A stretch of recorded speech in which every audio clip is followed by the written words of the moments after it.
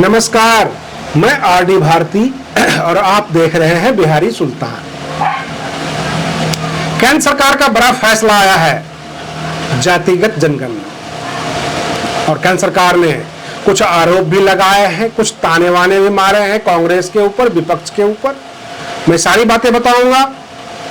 और केंद्र सरकार के अनुसार जो बिहार का जातिगत जनगणना हुआ था वह जातिगत जनगणना नहीं बल्कि जातिगत सर्वे था। और ये बातें बिहार सरकार ने high court and supreme court में भी कही थी कि यह जातिगत सर्वे है, जातिगत जनगणना नहीं है, क्योंकि जातिगत जनगणना करने का अधिकार केंद्र सरकार को है।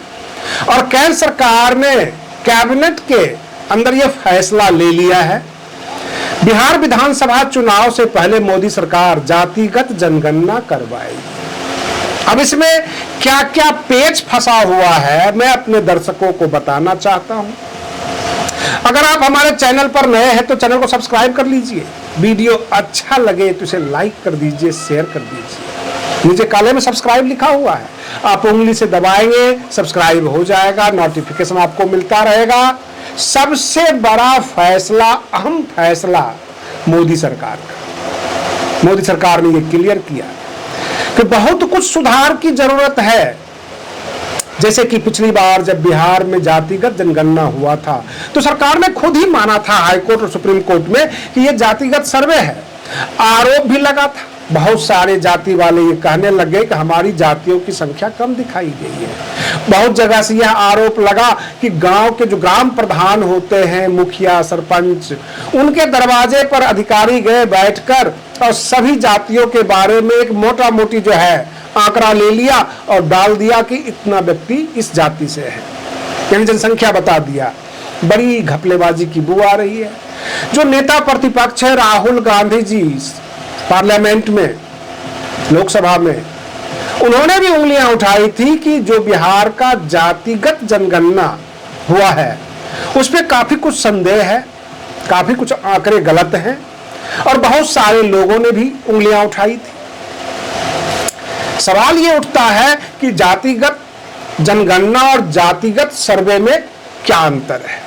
सबसे पहले मैं ये समझा दूं, जातिगत सर्वे में यह पता लगाया गया था कि किस किस जाति के पास कितनी संपत्ति है, उनका आर्थिक स्तर कैसा है, वो गरीब है, अमीर है, गरीबी रेखा से ज्यादा, यानी गरीबी रेखा से कम और गरीबी रेखा से ऊपर कौन कौन से लोग हैं और कितने लोग हैं। तेजस्वी यादव जी उस वक्त सरकार में थे, वो कह रहे थे कि हम विकास को डाइवर्सिफाई करना चाहते हैं, विकास को उन लोगों के बीच भेजना चाहते हैं, लेकिन हमें ये पता तो हो कि वो किस स्तर पर है, आर्थिक रूप से कौन सी जाति कितना टूटा हुआ है। ये तेजस्वी यादव जी का बयान हुआ करता था। केंद्र सरकार ने जो फैसला लिया है उसमें अहम बातें ये है कि जातिगत जनगणना जो होगा वो मुख्य जनगणना सूची में ऐड होगा, उसके साथ होगा। जिस तरह से मतदाता सूची में फोटो होता है तो जनगणना में भी होनी चाहिए, हस्ताक्षर भी होने चाहिए, ताकि कोई उंगली ना उठाए। जैसे कि मैं कह देता हूं कि मेरी जाति के लोगों को कम बताया गया, मेरे गांव में तो कोई आया ही नहीं, अगर ये मैं आरोप लगाता हूं तो जो वहां पर होंगे ब्लॉक प्रखंड में बैठे हुए पदाधिकारी, जो जनगणना अधिकारी, वो हमारी फोटो, हमारे हस्ताक्षर दिखा सके कि हाँ आप भी हैं इसमें, आप कैसे आरोप लगा रहे हैं। तो ये सारा सब कुछ जो है घपलेबाजी नजर आ रही थी बिहार के जातिगत जनगणना में। मोदी सरकार ने जो फैसला लिया है काफी कुछ सुधारते हुए, और लोग उंगलियां ना उठाएं, घर घर जाकर सर्वे हो, लोगों के फोटो भी खींचे जाएं, हस्ताक्षर भी लिए जाएं, और उनकी गणना किया जाए कि पूरे देश में प्रत्येक जाति में कितने लोग हैं।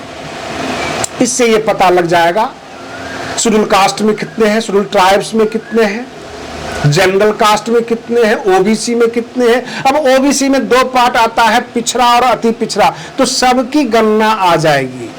बिहार में कहीं न कहीं से आंकड़ेबाजी हुई थी, अंदाजेबाजी हुई थी, ये सब के सब ने आरोप लगाया था। भले ही सरकार उस वक्त जो थे वो आरोप ना लगा रहे हो, लेकिन आम जनता से भी आरोप लगा था, कुछ नेता भी आरोप लगाए थे। लेकिन मोदी सरकार में जो बैठे हुए मंत्री हैं अश्विनी वैष्णव, उन्होंने कांग्रेस के ऊपर उंगलियां उठाते हुए कहा कि कांग्रेस जातिगत जनगणना के हमेशा विरोध में रही है और यही इनका मुद्दा होने वाला है बिहार विधानसभा के चुनाव में। तो बिहार विधानसभा चुनाव से ठीक पहले हम जातिगत जनगणना करवा लेते हैं, क्योंकि 2025 में बिहार विधानसभा का चुनाव है, 2026 में पश्चिम बंगाल विधानसभा का चुनाव है और 2027 में उत्तर प्रदेश विधानसभा का चुनाव है। 2027 में उत्तर प्रदेश विधानसभा का चुनाव होगा तो विपक्ष अक्सर यही कहेगा कि जातिगत जनगणना करवाओ, हम जाति में ज्यादा हैं, हमें हमारा अधिकार नहीं मिलता। इससे पहले हम बिहार विधानसभा चुनाव से पहले ही जातिगत जनगणना करवा लेते हैं, सबके सामने रख देते हैं। उसके बाद जब फोटो पहचान पत्र टाइप का अगर हो जाता है, जातिगत जनगणना में फोटो आ जाता है, हस्ताक्षर आ जाता है और जो भी त्रुटियां अभी तक हुई है सर्वे में, उस सबको ध्यान में रखते हुए बिल्कुल साफ सुथरी जनगणना करवाते हैं ताकि कोई उंगलियां ना उठा सके और विपक्ष का मुंह बंद हो जाए। सवाल ये उठता है कि अक्सर ये मांग रहती है कि आबादी के आधार पे आरक्षण होनी चाहिए। जो आरक्षण संविधान बनाते वक्त दिया गया था उस वक्त आबादी कम थी, 40 करोड़ की आबादी, करोड़ करीब आबादी थी जब देश आजाद हुआ था, और उसके बाद सभी वर्ग में आबादी कम थी, आबादी ज्यादा हुई है। अब सवाल ये उठता है कि सरकार का तर्क यह है कि जिस तरह से आबादी बढ़ी है SC ST OBC में, उसी तरह से आबादी तो बढ़ी है जनरल कास्ट में भी। ऐसा तो नहीं है कि बाकी कास्ट ज्यादा, उनमें जन्म दर था, ज्यादा बच्चे पैदा किए, और बाकी जो कास्ट था उन्होंने बच्चे पैदा ही नहीं किए, उनकी आबादी नहीं बढ़ी। आबादी तो सबकी सेम बढ़ा है, लेकिन और उसी के आधार पे आरक्षण है। लेकिन मांग यह है कि 100 में जो 49 का मामला है आरक्षण का, इसमें से कोटा बढ़ाया जाए। अगर हम उसी आबादी को मान के चलते हैं तो जो हमें 49% मिला है इसको बढ़ाया जाए। अब जैसे 49% में SC ST OBC आ जाता है, 10% EWS का आ जाता है, तो बाकी तो 40% जो है बच ही जाता है। उस 40% की खाना पूर्ति हो और जिस जाति की आबादी ज्यादा हो उसमें थोड़ी सी इजाफा कर दिया जाए। यह हमेशा से विपक्ष की मांग रही है, और खास करके जो नेता बहुजन समाज PDA उनको नेतृत्व करते हैं, उनके बारे में चिंता करते हैं, उनकी जो है आवाज ज्यादा रही है। ऐसे आज तारीख में कांग्रेस पार्टी भी जातिगत जनगणना की समर्थक है और SC ST OBC का आवाज बनने की पुरजोर कोशिश करती है। कहने का तात्पर्य है, बिहार में ही देख लीजिए, SC ST के बहुत सारे नेता कांग्रेस में ज्वाइन किए। जो राजेश राम है प्रदेश अध्यक्ष कांग्रेस के, वह भी शेड्यूल कास्ट से ही आते हैं, और कई जगह ये कवायदे चलना शुरू हो गया, जैसे कि जन स्वराज पार्टी में मनोज भारती है, वो भी शेड्यूल कास्ट से आते हैं। तो राजनीति के निशाने पर SC ST OBC रहता है, उनको बड़े बड़े पद देकर मंत्रालय में योग्यता भी अब जाति ही होती है, तो फिर जातिगत जनगणना क्यों नहीं। और इस तरह से पूरे देश में ये शोरगुल मच गया कि अब देश स्तर पर जातिगत जनगणना होगा, और जातिगत जनगणना में पूरा साफ सुथरे तरीके से जो जो त्रुटियां रह गई थी बिहार के जातिगत जनगणना में, वह त्रुटियां हम नहीं रखेंगे। आज के लिए बस इतना ही। आप बने रहिए बिहारी सुल्तान चैनल पर, हम फिर मिलते हैं अगले वीडियो में। तब तक के लिए धन्यवाद।